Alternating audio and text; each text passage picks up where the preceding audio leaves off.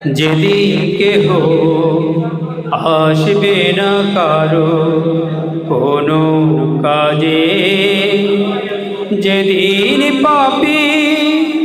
পাপের বোঝায় মরবে লাজে, যেদিন কেহ আসবে না কারো কোনো কাজে, যেদিন পাপী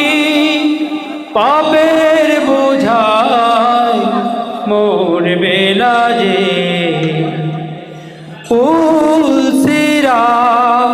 পার হতে গিয়ে পিছলে যাবে